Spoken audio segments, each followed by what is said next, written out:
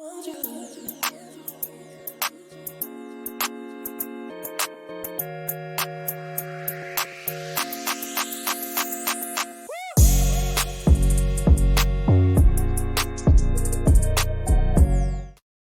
going on, people? Good morning. Happy bank holiday. Hope you have had a good weekend, man. From Good Friday to Easter Sunday, right through to now to Bank Holiday Monday. Big up to everyone, man. Had a great couple of days. Important to be a family. Chill out and recoup. Obviously, game sandwiched in between, but we move. And Man United news doesn't stop newsing. Do you know what I'm saying? So smash a like on the video. Subscribe to the channel if you are new. Another big week ahead for us. Thursday, then Sunday, big games. Race for top four is truly on. Yes. Quarterfinals of the Europa League now. This is it. It's all coming to the forefront, man. It's all coming to the forefront. Massive games. And massive injury news, injury update. Marcus Rashford, Owen. Some of it's a bit cryptic. Some of it is more factual. What we got? So basically, today is the day where we're going to find out hopefully a bit more about Marcus Rashford and the injury that he suffered at the weekend, seemingly a groin injury. Now, it was reported yesterday by Mike McGrath from the Daily Telegraph that Rashford has actually undergone a scan on his groin injury, and I guess they're going to find out the results of that today. It's also basically been widely reported by a variety of different outlets that United and the medical team, they're going to find out again today what the actual issue is. Chris Wheeler from the Daily Mail said that Marcus Rashford will be examined again by medical staff on Monday, that being today. But to your point about it's being quite cryptic, is that Rashford has gone on Instagram, posted a story saying plenty more in the tank with a heart emoji, and also posted a picture from the pandemic season of him doing a knee slide. And it's not the first time, Flex, when it comes to an injury that he's done this season, because if you remember, who did he limp off against? Was it Barcelona at Old Trafford? It's against Barcelona. And the next game was the cup final, yeah. Before the cup final, indeed. And he did the emoji with the sort of bandaged head, the boo-boo head of going, oh. And everyone thought he's injured. I thought he was injured that time, He's going to miss the cup final. Played, no problem, no issue. So I suppose that clearly there is an issue. It's not as if the case he's not injured. Clearly he has an injury or he has a knock. It's the severity. That's what's really up in the air at the moment. Is this a thing that's going to keep him out for 2, 3, 4 weeks? Is this a thing whereby it's just a bit of a knock and he could even play Thursday? What do you think? If there even is a bit of a knock, should he be involved Thursday at all? Absolutely not. No. He won't be. I don't think he will be. I'll be if he is involved in any capacity on Thursday, it means that there was no tear. He just felt the twinge. Was precautionary, felt the limp, and then all of a sudden he woke up, the swelling had gone down, he felt like brand new again. For him to be in the squad like on Thursday, which I don't think is the case. I think they leave him out of that. I don't think it's a knock because the way he pulled up, he definitely pulled up. Like he was stretching for that ball that Eriksen played through. Keeper got it and he went off. No, get me off. I've just felt he asked to come off. It wasn't just like, felt that. Yeah, I'll see how that goes. He literally went, I'm off. I'm done. He went, I'm off. Get me off. Now, obviously, in the moment, it can be many things. Obviously, players depends on the severity. Sometimes players can go, I felt it tear. I felt the pop. I felt it. I'm done for 4 weeks or 5 weeks. I know what that is. Some players are more on a preservation tip. You know, the game was 2-0. We were cruising at that point. Not long left in the game. He might have felt it. He knows he's in the season of his lifetime. And he might have just gone, I felt a little twinge. It hurts a little bit. Get me in. Let me get a rub. Let me get a rub down here. Let me work out what's going on. Or in the middle where, again, he's felt it and he's got to get a scan to find out what it actually is. Obviously, we don't know how he's felt the morning after that, if some swelling went down or the pain went away, or if it was still there, or if it was worse. We just don't know. But in terms of the cryptic nature of the post, it's like, I don't know. The one against, when he posted that against Barcelona after that made us think he was injured. Because, like you said, it was the bandage. It was a sad face. It was like, oh, mate. Oh, and it was the same. He limped off. He limped off. And he went straight down the tunnel, straight into the dressing room, limped off, and everyone thought, oh, no. And this one is more of a positive. It's like more of a positive post. Like, I've plenty more. Was it plenty more to come? Plenty more in the tank. And you're like, you only really say that if you know that injury isn't bad. That's for sure. That to me rules out like a 6-weeker. Like a bad, or a season. 6 weeks Would the season be over in 6 weeks? Well, you get in this weird that, stage now, don't you, where every injury anyone gets, they go, he's out for the season. And you go, Yeah. the season's about 6 weeks. So, you know. But, so but still, a 6-week injury is long. That's a long injury. Yeah. So I think, I'm assuming from his post, that would rule out the big one, you know, maybe a couple of weeks, which as we play so many games, you know, it might only be 3 games, sorry. What did you make, by the way, of that with Ten Hag after Saturday? He had a bit of a swipe at the schedule. He did, for the Premier League.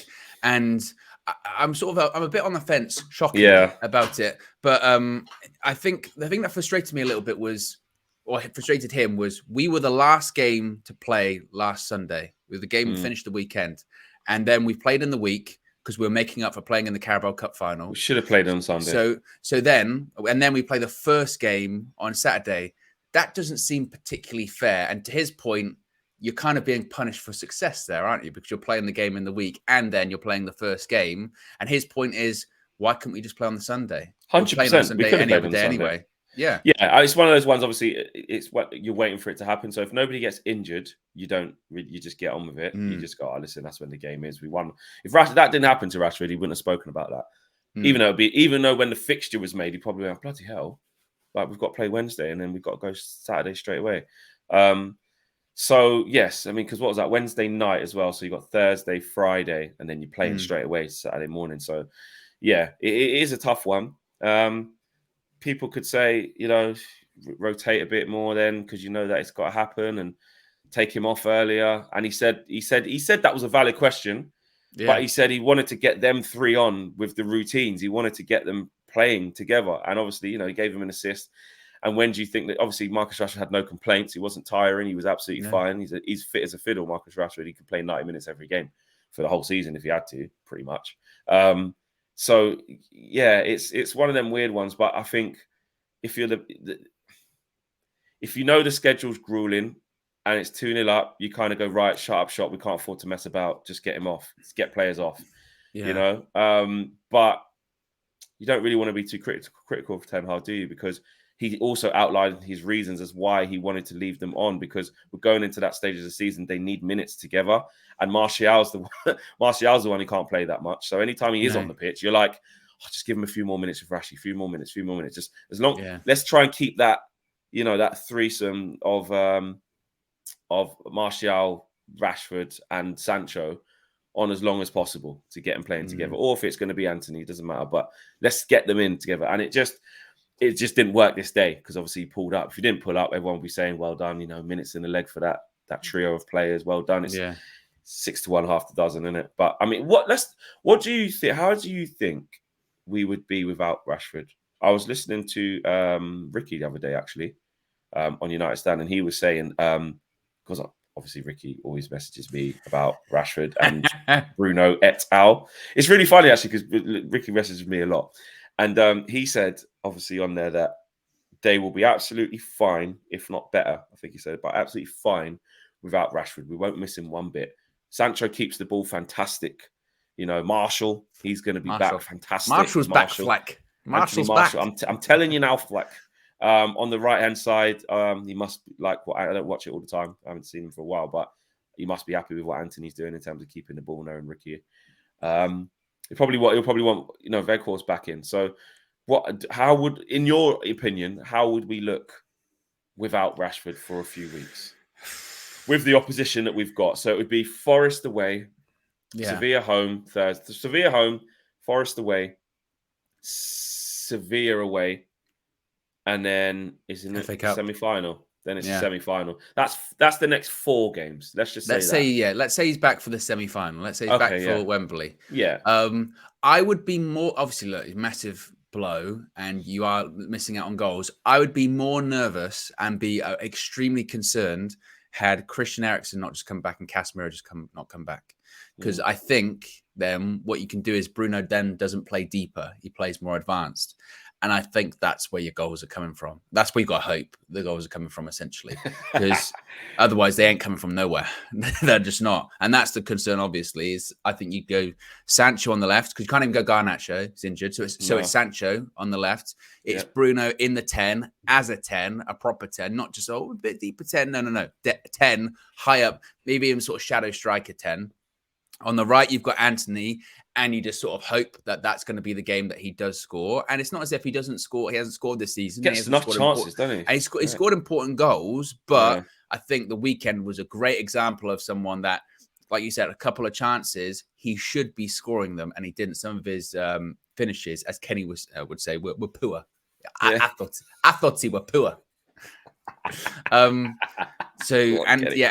I thought he were poor, Owen. Poor lad.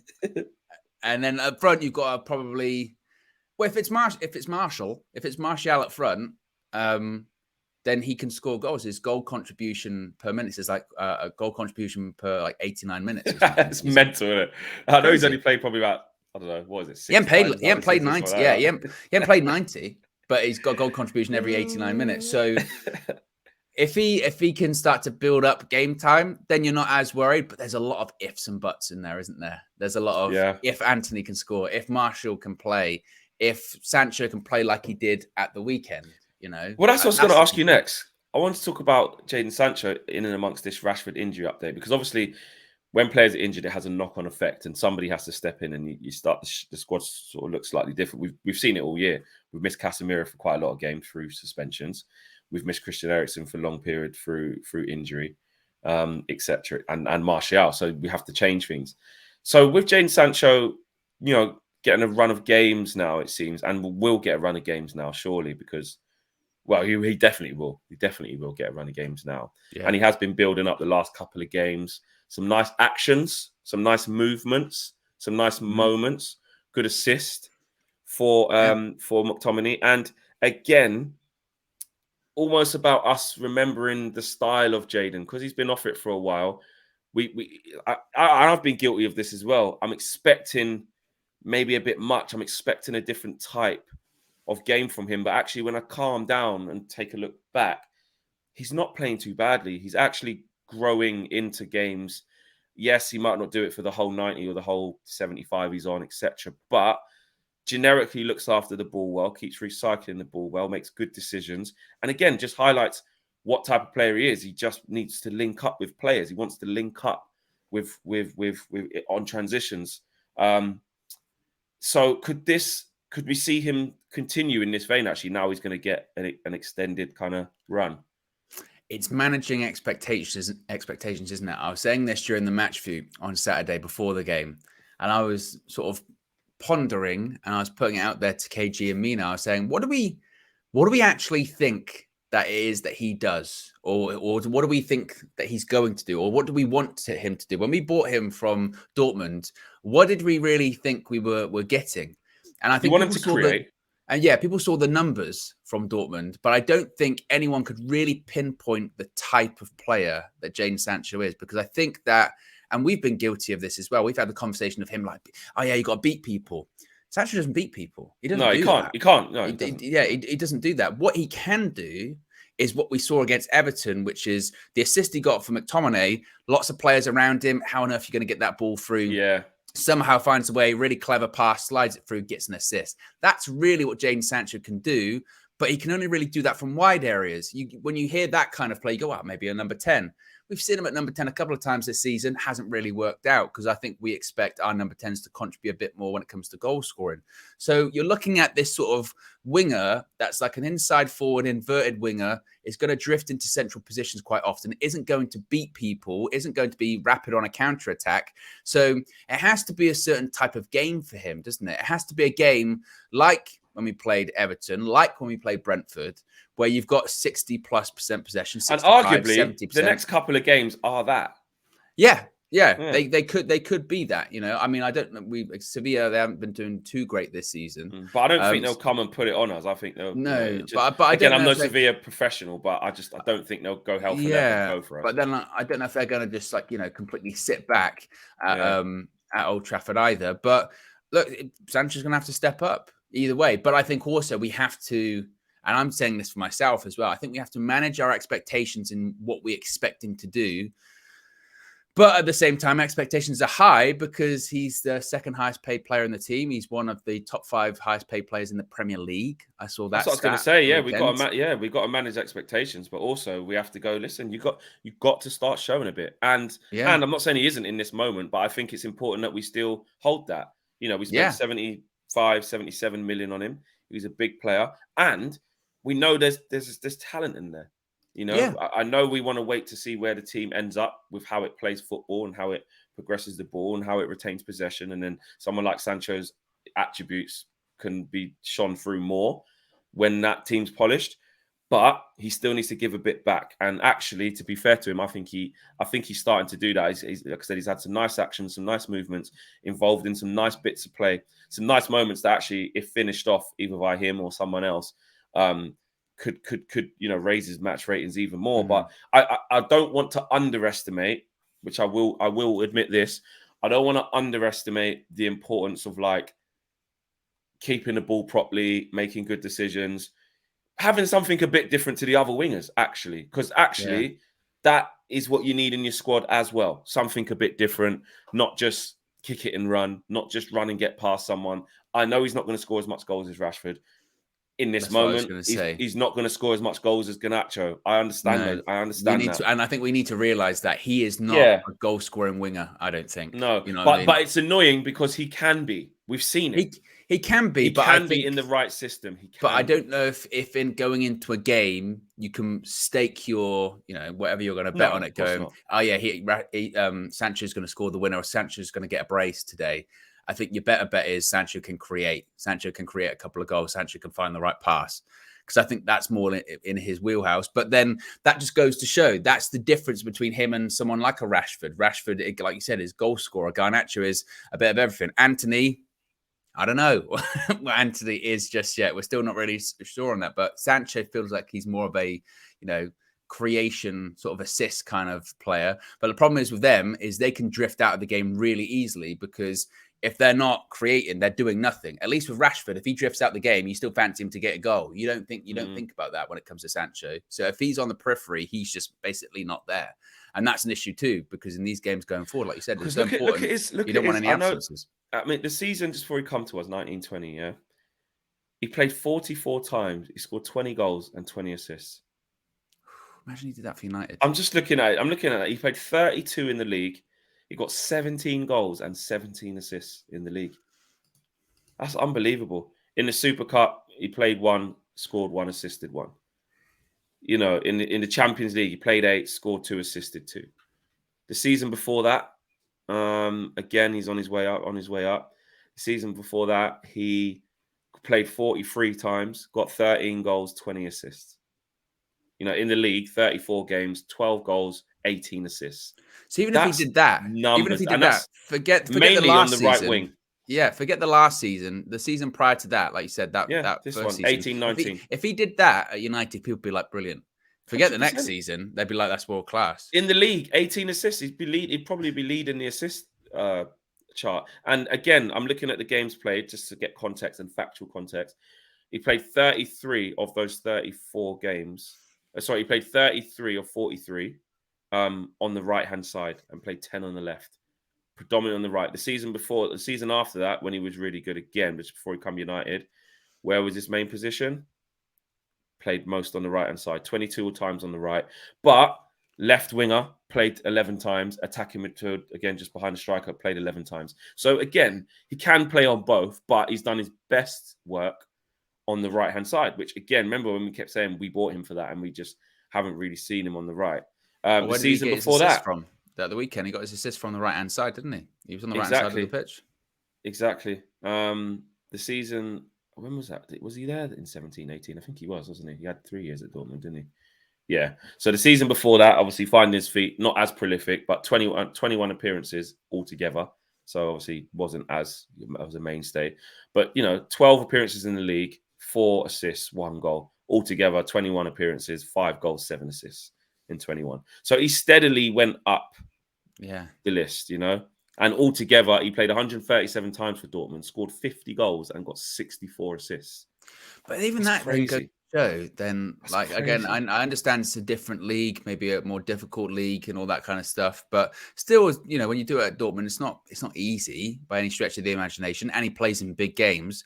It makes you wonder about the drop off in the 2 seasons since then, doesn't it? Because it's That's what been I'm saying. It's because that's there. not even like a little bit of like, oh, it's just adjusting to the league. That's a massive drop off. It's a huge drop off. It's a That huge to drop like off. nothing. Which does show you though the different demands of the Premier League and the clashes of things stylistically of what you actually need to make it in this league. Like he has been one of the hottest properties in Europe. You know what I mean? When he was at Dortmund, like the stock was super high, really exciting. You're getting one of the best youngsters. We thought he's going to be what Saka is now. You know, unbelievable, unplayable. Walk into the England squad, walk into Man United, smash the Premier League. That's what we thought. That's what we thought. We thought he would be maybe not like what Rashford's doing now, because scoring at this rate, something maybe not. But do you know what I mean? The impact, the level of player, and it really hasn't been that. So that's why I think, have to not forget. We always have to remember that is there in the locker. It has been there for a good sample size, good 2 strong seasons where you're like, them numbers ain't by fluke. That's ability. That's, you know, he's got it. You just have to find a way to unlock him, and hopefully we can do that. Smash a like on the video, subscribe to the channel if you are new. David Raya. Yes. Well, David Raya. This is an interesting one. Well. So Fabrizio Romano has tweeted that David Raya will not sign a new deal, no changes on his future, as many important clubs are monitoring him closely for the summer. I understand Brentford will ask for 40 million euros fee for Raya. While player position is clear, he hopes for a top club move. Now, 40 million euros, Flex, is not all that much. I mean, in pounds, that's what, like 35-ish, maybe a bit less than that. So for someone that people are raving about, you know, that's a good price for a goalkeeper. You've had a couple of looks at him, I suppose, recently in the game against United in the week. And obviously, he was front and centre at that game against Newcastle at the weekend as well. What are your thoughts on the goalkeeping situation at the moment? My thoughts are that we don't have to change the keeper right now as the highest priority, like people make out, in my opinion. I don't think it's the biggest priority. I think when people say it's the biggest priority at the club, I think that's a load of crap. I'll just be honest. I completely disagree with David De Gea being the number one thing to fix. But would you say, sorry, just to interrupt, people will say, okay, not top priority, but if you can get a goalkeeper for £35 million, that's not a priority signing. That's a signing that you could do relatively on the cheap. Agreed. And that is the only reason why I don't mind this David Raya situation, because I think the situation is manifesting itself and coming out whereby actually he's very attainable for a really cheap price. Let's face it, for a keeper that everybody wants to be on. A lot of people want to be our number one, who can be maybe good enough to be our number one.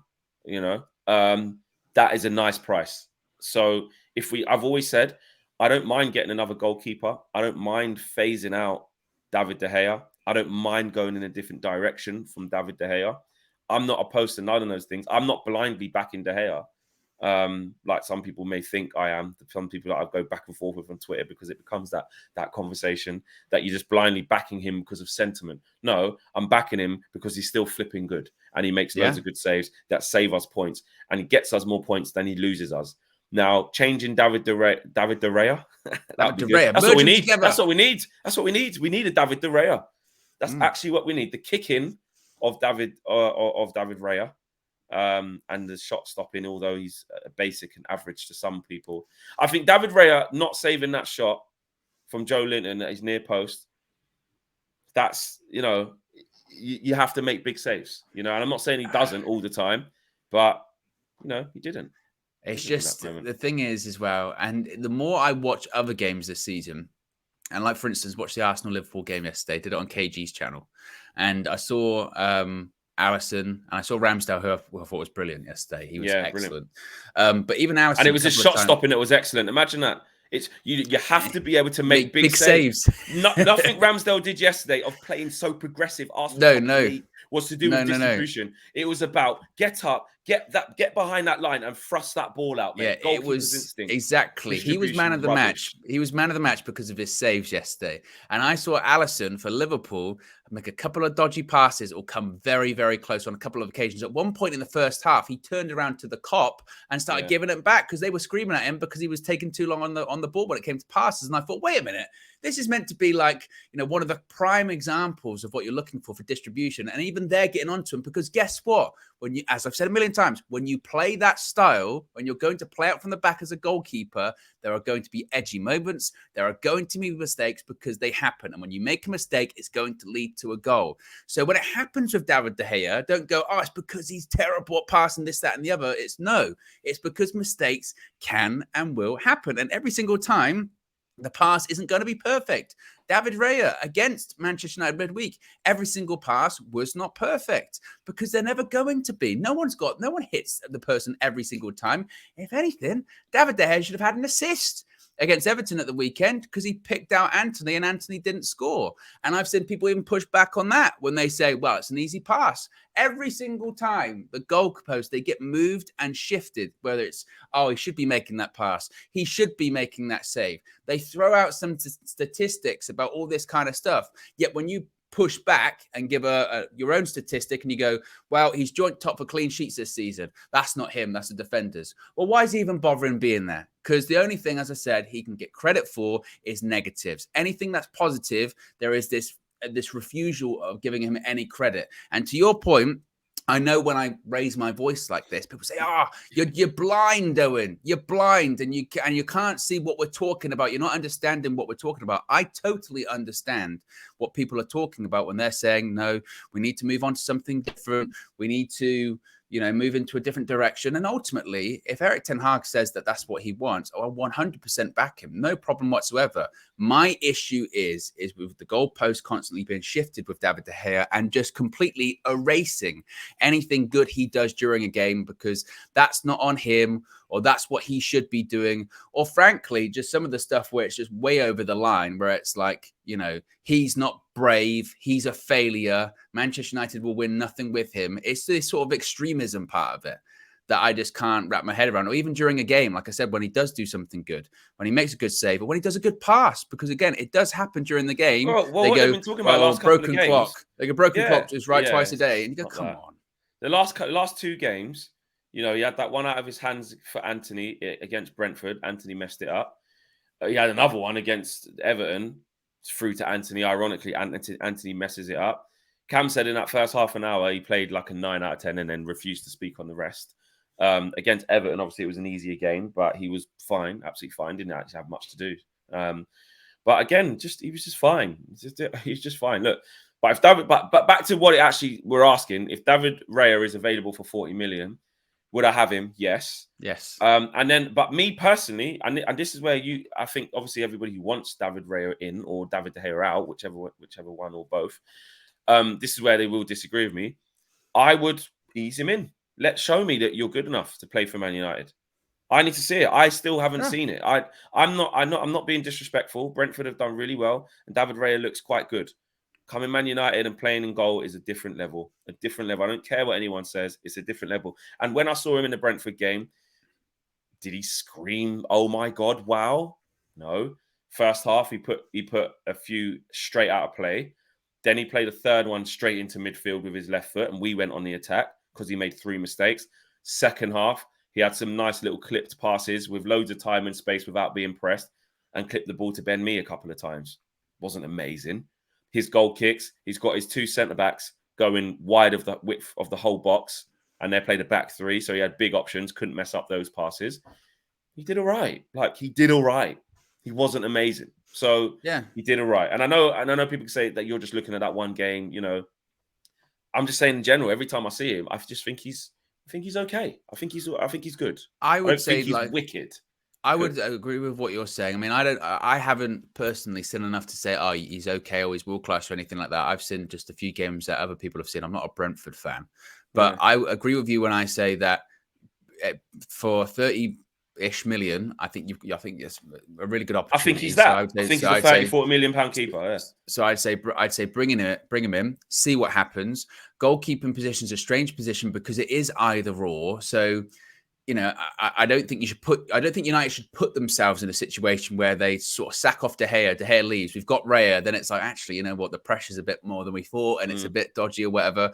I think, you know, if you give De Gea a 2-year contract, maybe it's 3. Who knows? It's on lesser terms anyway. Let them fight out. See what happens. Again, see what happens. Well, And it we might be a could find thing. ourselves like the Wan-Bissaka Dalot situation, where it's Yeah, like, I know you don't want to change your keeper that often. Obviously, No, game by but game, you don't want to do that. But overall, you just go, well, let's have a feel for this. David De Gea is still the number one, but we're going to give David Raya opportunities, and let's see. However, though, for David Raya, the only thing I'm thinking is the law of Man United: money, stature, the chance to earn the number one spot. Yeah. Versus, I'm the main man at Brentford. I'm at this stage of my career. I don't want to go somewhere and be number 2. There'll be other clubs that want him. That's what we have to deal with. I mean, Spurs are on the lookout Like for a new Spurs. goalkeeper. They'll be on the If lookout for a Spurs new come in for him and goalkeeper. say, you know, here's the money, here, Yeah. not as much as Man United, but here's the money, here's a 5-year deal, you're number one. New manager. But at the same time, again, that's where United almost have to leverage their position by saying, hopefully, you know, Spurs aren't in the Champions League, and you know, do you want to win stuff? And yeah, you might have something a bit more guaranteed at Spurs. We got Harry Kane as well. But here we've got an opportunity. You know, we've got new owners. You never know, sort of thing. I mean, I remember a PSG side that had, you know, Navas and Donnarumma in, and obviously it went eventually to Donnarumma, but for a while Navas was playing. Chelsea are going to be looking for a new keeper as well. Yeah, I mean, exactly. So it's not unprecedented to have 2 top quality goalkeepers, and then things do kind of change over time, and things do. And to be honest, look, if David De Gea gets on a new contract, if David Raya comes in and they sort of fight out and Raya wins, there's nothing stopping De Gea leaving at the end of the season. Yeah, you know, exactly. He can still go. So the point is that I think United should definitely explore that one. Yes. Yeah, exactly. I'm not against it. I know you guys are probably tuning in right now, seeing that on the bottom and thinking me and Owen are dead against it. Not dead against it. I think David Raya is good. I do think he's good, and I would definitely take him for around that price there. I think that is a really attainable price. I think that's a fair price, actually. Yeah. To me, it's not 60, 70 million, 80 million of a difference, you know, personally. But I think 40 million, get him in. Let's have a look. I don't mind that, and I'd still give David De Gea a new deal. But let us know what you guys think. Do you think? I'm pretty sure we're going to have a lot of our community saying, absolute banker. This is the perfect time to get rid of De Gea. Don't give him a new deal. There's a keeper ready and waiting there for only 40 million. Let him gas him up. Tell him he's number one. Get him in. And I'm sure the other half of the UV fan base community is going to be saying, get him in. Let's see. But De Gea is still better than him. It's polarizing, isn't it? No, that's what keeps changing. So we shall see. Smash the like on the video. Subscribe to the channel if you are new. Tactical view coming up, me and Cam later on today, and the full view in the evening as well. So a lot to get through today in the lead up to more content, more games, another big week, another 2 games. And Casemiro's back, and Eriksen's back, and Martial's back. You know, he's in there. He's there. Somewhere. He's there somewhere. He's playing again, you know. Take care, guys. We'll see you again soon. Peace.